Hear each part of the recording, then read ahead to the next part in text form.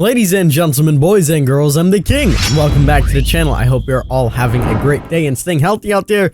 Today, we are going to be covering the developer Q&A that just took place. There was some interesting things in there, nothing too much about the new chapter or anything like that. Just some straightforward questions that really did give us some good insight and good information about things that I want to cover in this video if you didn't get the chance to see it. So we're going to jump on straight into it. Before we do, as always, we are currently live on Twitch, continuing with our partner push and having some fun. So if you want to chat about anything or talk about what you've seen in this video, you're more than welcome to come on out.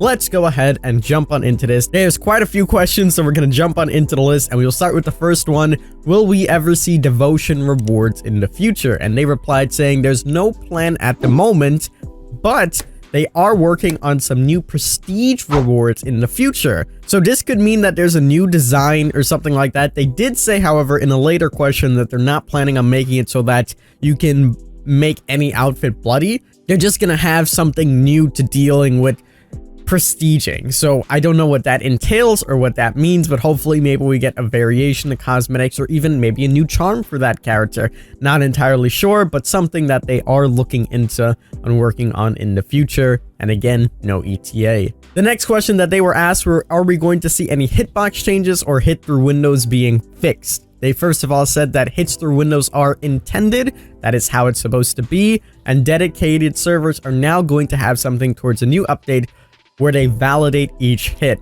In essence, these are going to be called sanity checks, and what it's going to do, the dedicated servers, long story short, are going to look at every single hit where the killer hits a survivor and determine if this makes sense, if this makes logical sense, and then if it does, it'll register as a hit. If it doesn't, it won't count as a hit, and the game will continue in pretty much a split second. So their dedicated servers are constantly getting improved, and it's going to look a little bit more fair on both sides. So that way, when you get hit and you're like halfway across the map, that won't happen anymore. However, if you get hit while vaulting a window or something like that, it will register. They spoke about this in the past prior to all of this, and they gave us a little update on it, saying that they're going to make it feel a lot better. So here is a little update on that. The next question on the list was, are we going to get an update on Quentin's face or any more licensed killer cosmetics? And Matthew said that it is very complex when it comes down to reworking Quentin's face, and there's a lot of talks with a lot of legal teams, so nothing planned right now. And as for new cosmetics, they're very vague with how they answered this ones, but we can see some more licensed cosmetics coming into the future the way they've mentioned it and the way they entail it. So maybe we see something for Freddy, maybe something for Leatherface, characters that don't have anything just yet. They mentioned that they've done it before, so that's hinting towards that they can show them the numbers of previous cosmetics and things like that. So that might be something that we see towards the future. The next question on the list was, are we ever going to see a 2v8 game mode? Long story short, no. Reasoning behind it was that they're going to split the player base way too much in an already small player base, and then queue times would be worse, matchmaking would be worse, and just basically everything that I've been saying to everybody that always asks me for 2v8, and I always tell them the same thing about it. And there have been suggestions in order to fix this problem, so maybe when we get crossplay, if that ever does come out, which it's more than likely to come out, we'll be able to see a 2v8 game mode coming on out. But for now, there's no plans on it. They literally just said no, but they have thought about it. So some hope for those of you guys that still want it. The next question on the list was quality of life improvements or solo queues. As we know, solo queue isn't really the best, so having a little buff to solo queue players would be quite nice. The answer that they gave to this was, again, a little bit complex, and essentially they can't really determine the skill gap between Survive with Friends and solo queues for multiple of reasonings. So essentially what they were saying was that if you're playing with two really good friends and they're essentially carrying you, that is still bulked into one set of people. So what ends up happening is they can't adequately determine who's the good person, who's the bad person out of the group. So when they put in MMR, and which is going to be their new ranking update and matchmaking update, they'll accurately be able to determine who's the better players, who's not as good. And then by looking at those statistics, they'll be able to determine what buffs they can make solo queue to be equivalent to Survive with Friends. The next question on the list was, are we going to get new Moris for old killers? And they said that there's no plans for this and they're not looking into it now, sadly. I also made a note here on my sticky notes that talks about DCs, and I just want to talk about this because this was something we spoke about a long time before DC penalties were in the game and everybody were having this ongoing debate saying DC penalties won't work. People are just gonna kill themselves off the first hooks. And I'm like, I can almost guarantee you that it won't be as major as DC's. Well, it turns out that we have the statistics.